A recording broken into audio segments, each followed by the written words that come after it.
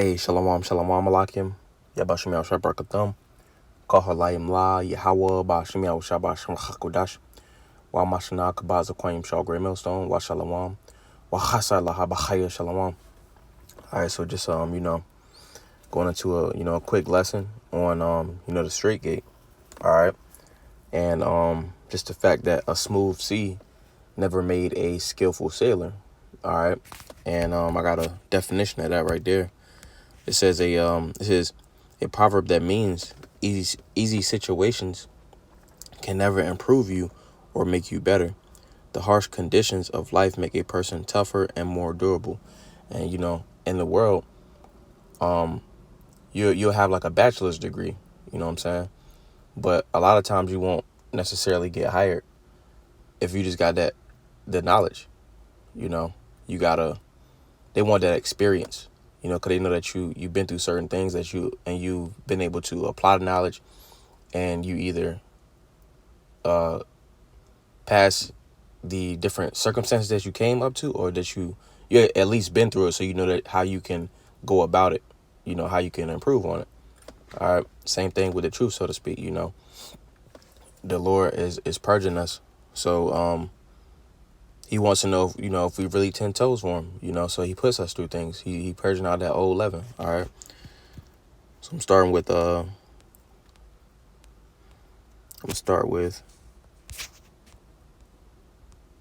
it's Sirach, chapter 2 and verse 1. It says, my son. All right. Because chiefly the Lord, he deals with his men. All right. It says, if thou come to serve the Lord, prepare thy soul for a temptation. All right. And temptation is a trial. All right.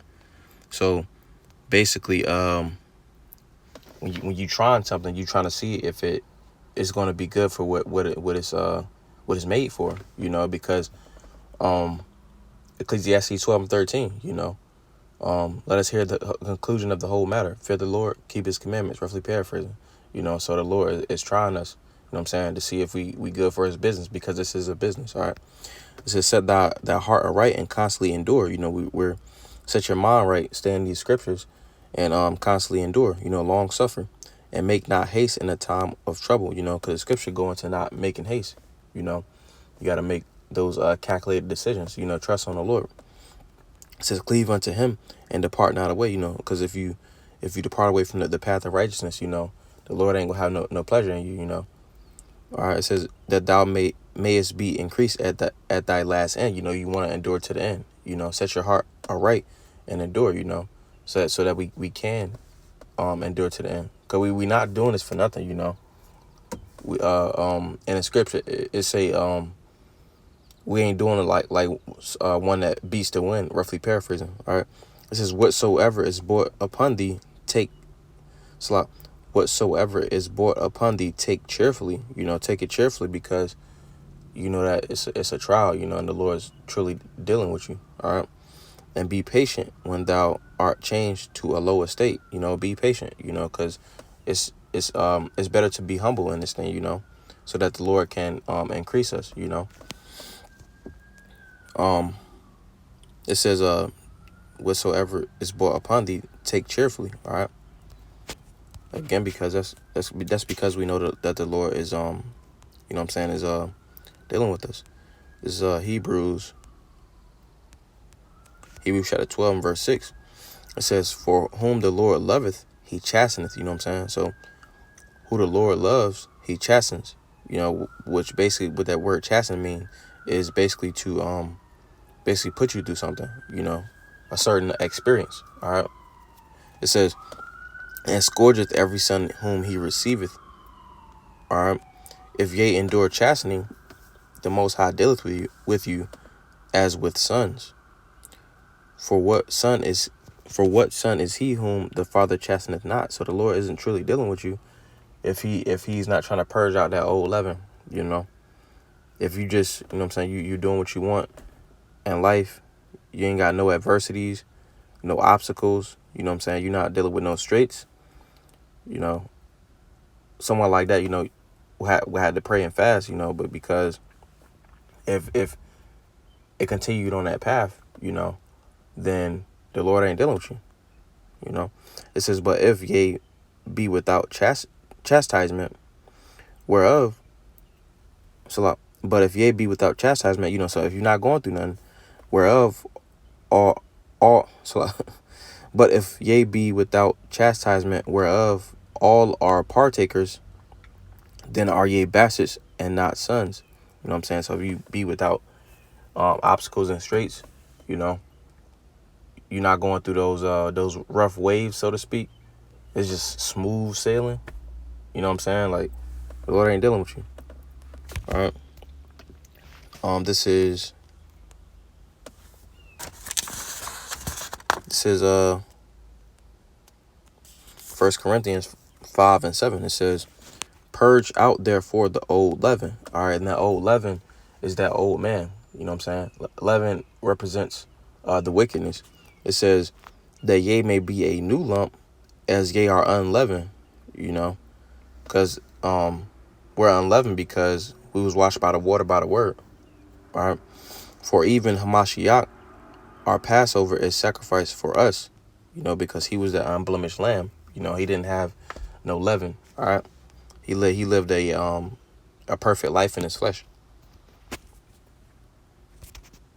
Okay, and it's Isaiah 13:12. It says, I will make a man more precious than fine gold, even a man than the golden wedge of Ophir.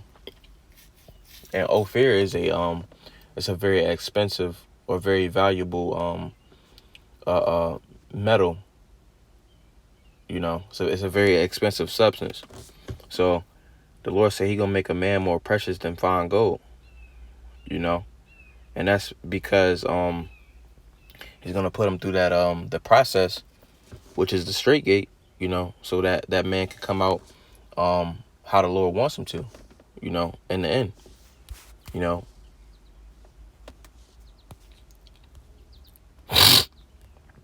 All right, and this is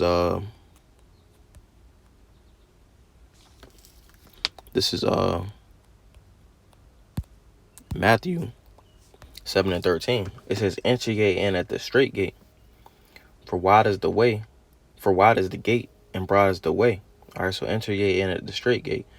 The word straight is obstacles, adversities, difficult experiences, you know, just levels of difficulty. For wide is the gate and broad is the way that leadeth to destruction. You know, the way that leads to destruction is broad. You know, there's many ways somebody can be destroyed, you know, and most people are going to go that way. You know, it's a saying in the world, you know, take the road less traveled by. You know, if you take the road that most of these sheep are going to, that's going to be the path to destruction. It says, and many there be which go in thereat. You know, so a lot of those people that go that way that's most traveled by is going to be destroyed. You know what I'm saying? And it's more than shit. There's definitely more than 5 million people on this earth. You know what I'm saying? And it's to show that there's 1,000 ways to die. You know what I'm saying? Where the Lord has more than 5 million ways, you know what I'm saying, to kill a wicked person. All right. It says, because straight is the gate and narrow is the way which leadeth unto life. All right. So the straight gate is narrow, you know. It's so narrow, which is in Ezra, but it's so narrow that only one person can go through at a time, you know, which that symbolizes every man has to work out his salvation with fear and trembling, you know, which we got the brotherhood to help us along the way, you know, but you yourself have to walk that straight gate path, you know, you with Yahweh Shem Shah, you know. It says, and narrow is the way which leadeth unto life, which is the kingdom. All right. And few there be that find it. All right. It's going to be a select few, you know, that 1/3. All right. You see, and this is Luke 13:24. It says, strive to enter in at the straight gate. Why would you want to strive? You know, you want to strive because you want to strive to enter the straight gate, because you know that going through you want to be tried, because you know that going through those different obstacles, you know that the Lord is dealing with you. You know, if the Lord is putting you through adversity, so that He can purge out that old leaven. You know, for many I say unto you, will seek to enter in. So everybody, you know what I'm saying, all Jake is looking for the truth, you know. All Jake looking for the truth. But it's gonna be few that, you know, that find the truth and actually endures to the end. You know. It says, I say unto you, will seek to enter in and shall not be able, you know. So that's why you gotta cherish the adversities, the obstacles, you know. And I actually got a scripture. You actually want to go through that. This is not sure about. This is Lamentations. It's Lamentations chapter 3. Lamentations 3. We'll start at verse 19. It says, remembering mine affliction and my misery. All right, so this is Jeremiah, you know. He remembered the things that he went through, the obstacles, the things he had to overcome, you know, the things that he learned. All right.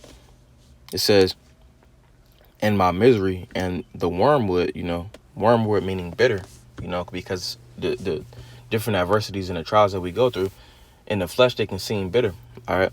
And the gall, my soul hath them still in remembrance. So he remembered everything that he went through in the past. All right. And it's humble in him. All right. So it kept him at a humble state. Verse 21, this I recall to mind, you know, so he reminisces off of that, you know, and we'll keep going. It says, therefore I have hope, you know, because he has hope because he know that the Lord brought him through all those different obstacles. You know, he keeps the faith because the Lord brought him through those adversities, you know. Verse 22, it is, you know, the answer. It is of the Lord's mercies that we are not consumed, because his compassions fail not, you know, because the Lord has great mercy. All right. And just going through the different things that we go through, we know that the Lord, you know, brought us through those things, you know. So it's necessary that we have to go through that straight gate, you know, because again, the title, a smooth sailor never made a smooth sea never made a skillful sailor, you know. Which you can have the knowledge, you know, but we got to apply that knowledge, you know. So the Lord puts us through these different situations so that we can see and we can you know, rely on him, which we know that the Lord is what gets us through it. But you know what I'm saying, we got to apply the knowledge that we have, you know. All right, but moving on, this is Job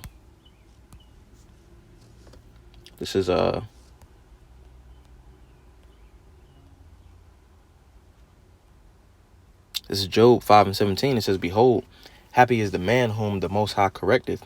You know, you're going to be happy because the Lord, if he not correcting you, you know, that means you just going to be destroyed, you know.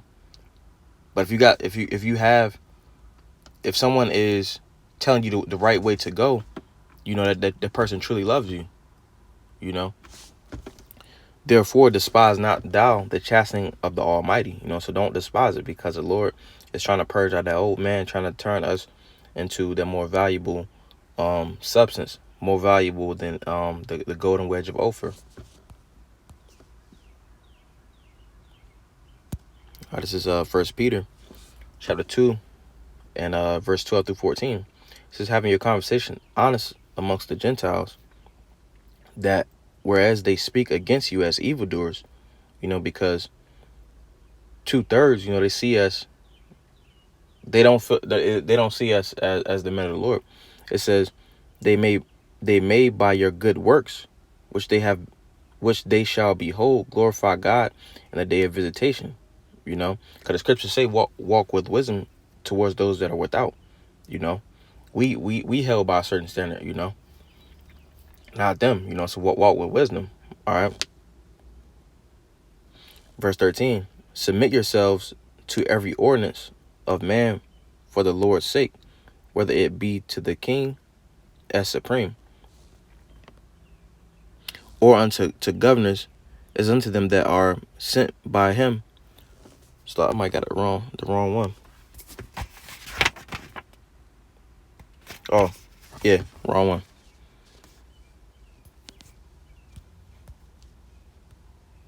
So give me a second. This is 4, 1 Peter chapter 4 and verse 12. It says, "Beloved, think it not strange concerning the fiery trial." Hey, that fiery trial, you know, when you got a metal and you trying to shape it into something, you put it through the oven, you know, and you test what it's made of. All right, it says, "Beloved, think it not strange concerning the fiery trial, because the Lord already told you." Sirach chapter 2 and verse 1. My son, when thou come to serve the Lord, prepare thy soul for temptation, roughly paraphrasing. So you know that you're gonna go through the different adversities. So keep it in mind. The fiery trial was just to try you. It's to try you, as though some strange thing happened unto you. And let's actually go into that word "try," because it's a in Revelation chapter 3 and verse 10. You know, it goes into seeing how their faith is.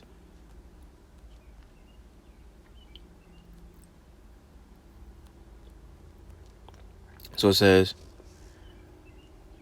"Adversity, affliction, trouble, sent by the Most High, serving to test or approve one's character, faith, or holiness."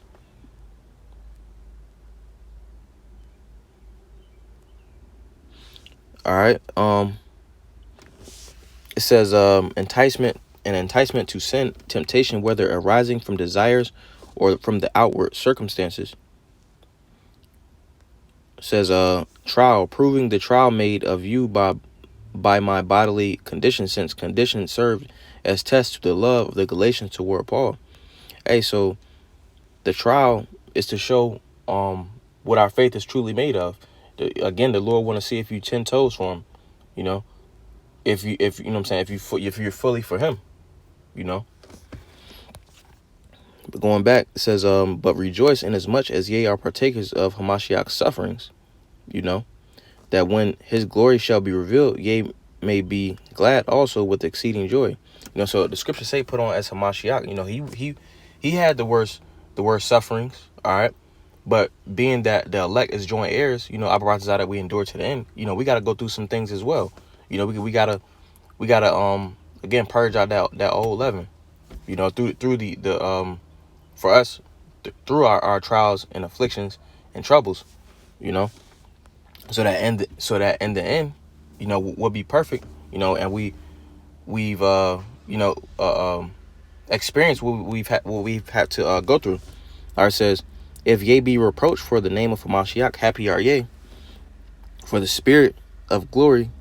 So if ye be reproached for the name of Hamashiach, all right, so if, you know what I'm saying, we're going through those trials and afflictions, you know, people are persecuting us for this truth, you know, happy are us, you know, happy is the elect, you know, because you know, again, we know, Lord, that the Lord is dealing with us. For the spirit of glory and the Most High rested upon you. There it is. On their part, he is evil spoken of, you know, because the name of the Lord is blasphemed by these heathen and 2/3, you know, but on your part, he is glorified.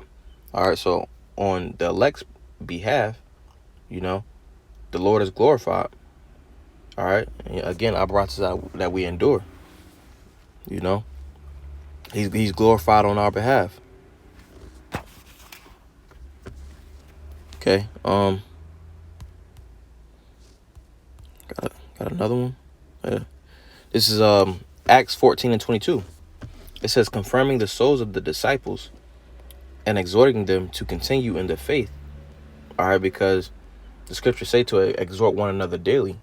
All right, and we do go through different trials and afflictions, you know, but this word is what exhorts us, you know, by constantly exhorting one another, you know, we're helping each other to continue in the faith through the Spirit. All right, it says, and that we must through much tribulation enter into the kingdom of the Most High. And you go into that word tribulation. Let me get this in the blue letter. Acts 14 and verse 22.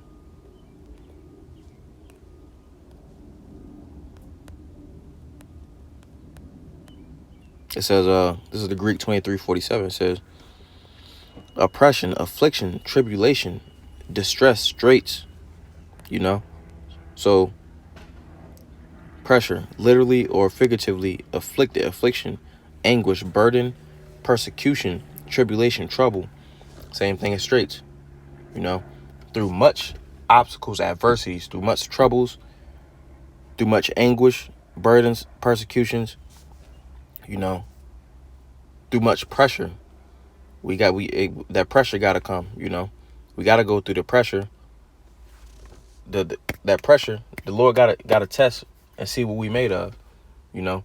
He got to put us in the ringer, so to speak, you know, so that we can enter into into life, you know. Enter ye in at the straight gate, you know.